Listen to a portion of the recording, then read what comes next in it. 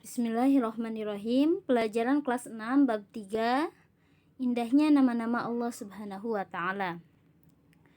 Assalamualaikum warahmatullahi wabarakatuh. Apa kabar anak-anak semua? Mudah-mudahan sehat selalu dan kita semua selalu dalam lindungan Allah Subhanahu wa taala. Amin ya Allah ya rabbal alamin. Anak-anak, sebelum kita mulai ke pembahasan hari ini, mari bersama-sama kita membaca doa terlebih dahulu ya. Semoga Allah Subhanahu wa taala memberikan kemudahan serta pemahaman yang baik kepada kita semua. Berdoa mulai. A'udzu billahi minasyaitonir rajim. Bismillahirrahmanirrahim. Raditu billahi rabba wa bil islami dina wa bi Muhammadin nabiyya wa rasula. Rabbi zidni ilman warzuqni fahman waj'alni minas sholihin. Alhamdulillah, kita semua sudah berdoa. Kita langsung saja ke pembahasannya ya. Allah Subhanahu wa taala memiliki Asmaul Husna. Asma berarti nama dan husna artinya baik atau indah. Jadi Asmaul Husna adalah nama-nama Allah Subhanahu wa taala yang baik dan indah. Allah Subhanahu wa taala memiliki 99 nama yang indah sebagai bukti keagungan dan kemuliaannya. Adapun dengan belajar Asmaul Husna, kita akan tambah mengenal Allah Subhanahu wa taala dan iman kita akan bertambah. Yang pertama, Asmaul Husna As-Somad. As-Somad artinya maha dibutuhkan. Allah Subhanahu wa taala adalah Tuhan yang maha dibutuhkan oleh makhluknya. Allah Subhanahu wa taala adalah tempat satu-satunya meminta segala sesuatu. Allah Subhanahu wa taala tempat meminta pertolongan.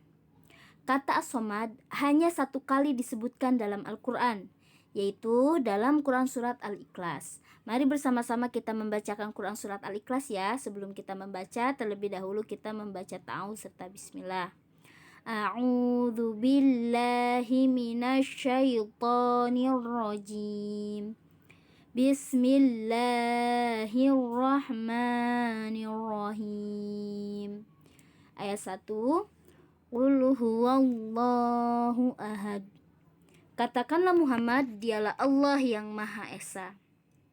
Ayat 2. Allahus Somad.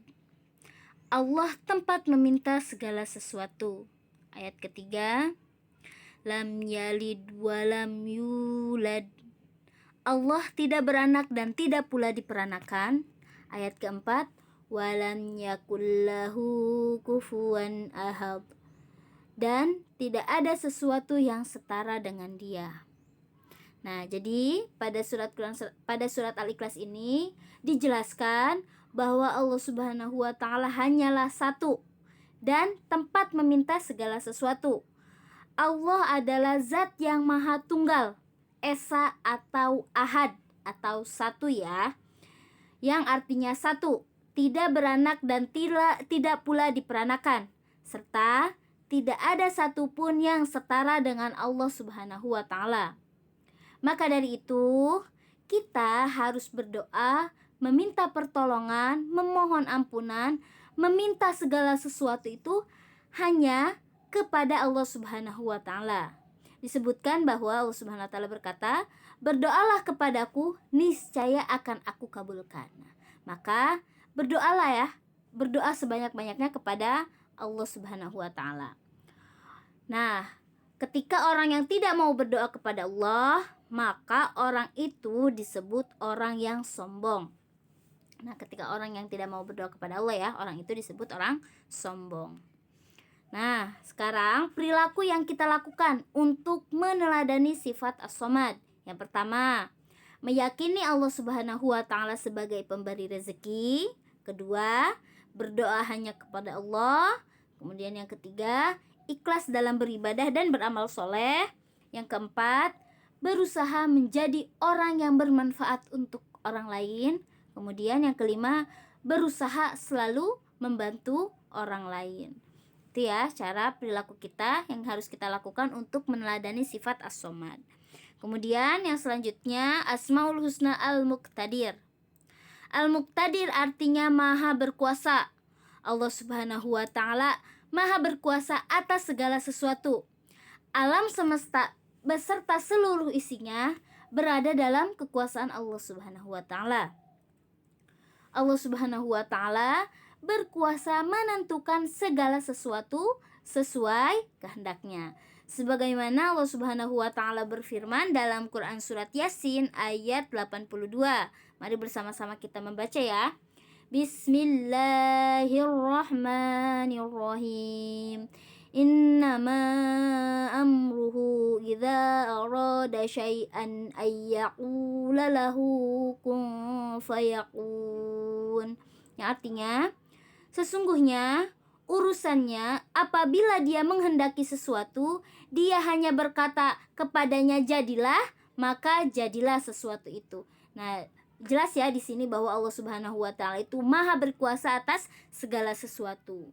Nah, ayat tersebut menjelaskan, mengisyaratkan bahwa Allah Subhanahu wa taala maha kuasa atas semua makhluknya dan semua ciptaannya. Segala sesuatu yang ada di dunia ini sesuai kehendak Allah. Maka dari itu, kita harus bersyukur segala nikmat yang telah Allah berikan kepada kita. Kemudian selanjutnya perilaku untuk meneladani sifat Al-Muqtadir. Yang pertama, bersyukur ketika mendapatkan nikmat. Kemudian yang kedua, bersabar ketika kita mendapatkan musibah. Kemudian yang ketiga, bersikap optimis ya, percaya diri. Kemudian yang keempat, berlomba-lomba dalam kebaikan atau fastabiqul khairat.